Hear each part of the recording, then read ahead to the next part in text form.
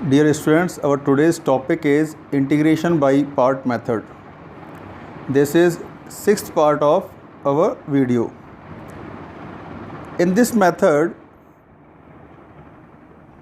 we use a specific formula, and this formula is used only when two different type of functions are given as a product.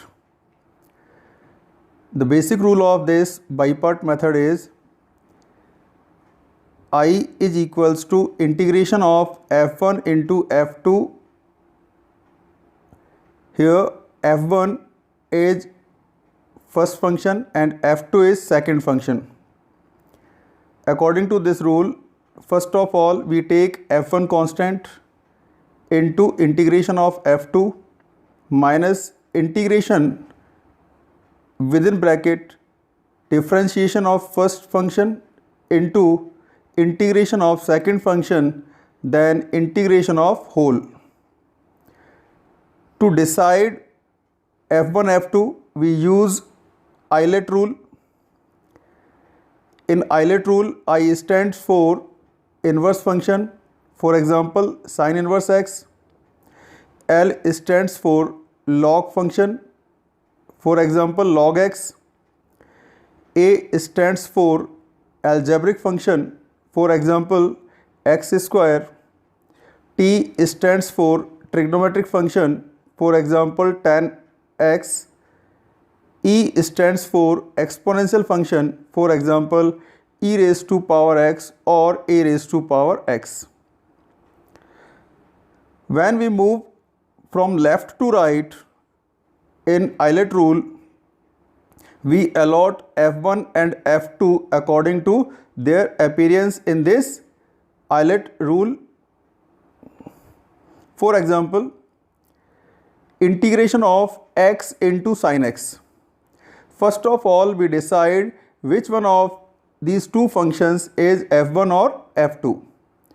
According to Eilert rule, because a stands first and t stands at second position, so we let x as first function and sin x as second function. Then we use by-part method and write it as I is equals to x into integration of sin x minus integration of within bracket differentiation of x into integration of sin x, then integration of whole. So we can write x into minus cos x minus integration of 1 into minus cos x. When we simplify it, minus into minus becomes plus. So we can write I is equals to minus x cos x plus integration of cos x. Because integration of cos x is sin x, so finally we can write I is equals to minus x cos x plus sin x plus c. Example second. I is equals to integration of x into ex. First of all, we decide which one of these two functions is f1 and f2. According to Eilert rule, because we know that algebraic function comes first when we move left to right, then exponential function. So we assume x is equals to f1 and ex is equals to f2. Using by-part method, we can write I is equals to x into integration of ex minus integration of within bracket differentiation of x into integration of ex, then integration of whole. So we can write I is equals to x ex minus integration of ex. Because we know that integration of ex is again ex, so finally we can write I is equals to x ex minus ex plus c. Taking ex common, we can write ex within bracket x minus 1 plus c. Example third. I is equals to integration of x into tan inverse x. First of all, we decide f1 f2 because we know that inverse function is first function and algebraic function is second function. So tan inverse x is f1 and x is f2. Using by part method, we can write I is equals to tan inverse x into integration of x minus integration of within bracket differentiation of tan inverse x into integration of x then integration of whole. Because we know that integration of x is x square by 2, so we can write I is equals to tan inverse into x square by 2 minus integration of 1 upon 1 plus x square into x square by 2. Because we know that differentiation of tan inverse x is equals to 1 upon 1 plus x square and integration of x is equal to x square by 2. Finally, we can write I is equals to x square by 2 tan inverse x minus integration of 1 minus 1 upon 1 plus x square. First of all, we expand it, then we can write I is equals to x square by 2 tan inverse x minus integration of 1 minus into minus is now plus, so plus integration of 1 upon 1 plus x square. Now we can write I is equals to x square by 2 tan inverse x minus x plus tan inverse x plus c.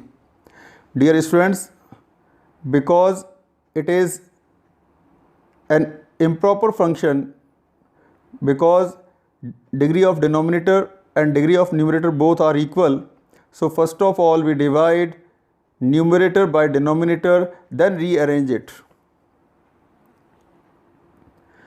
Alternate formulae.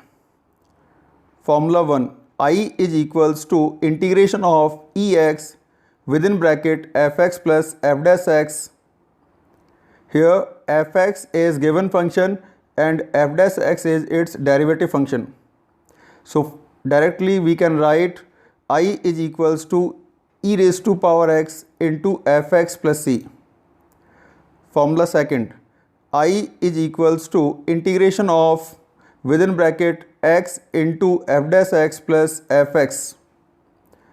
Similarly, fx is given function and f dash x is its derivative function. So we can directly integrate it as I is equals to x fx plus c. We can take examples to understand these alternative formulas. Example 1, I is equals to integration of x into ex upon x plus 1 raised to power 2. First of all, we rearrange x upon x plus 1 raised to power 2 as 1 upon x plus 1 minus 1 upon x plus 1 raised to power 2. Then we can write I is equals to integration of e raised to power x within bracket 1 upon x plus 1 minus 1 upon x plus 1 raised to power 2. Here 1 upon x plus 1 is fx and 1 upon minus x plus 1 raised to power 2 is f dash x. So directly we can write its answer I is equals to e raised to power x into 1 upon x plus 1 plus c. Example second, I is equals to integration of x into sec square x plus tan x. This example belongs to second alternative formula. Here tan x is fx and sec square x is f dash x.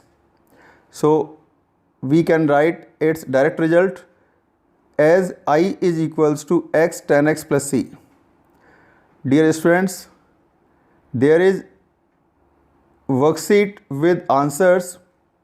At the end there is a important note, which is if inverse function or logarithm function is given To integrate, first of all, we write these functions as first function and one as second function, then use by part method.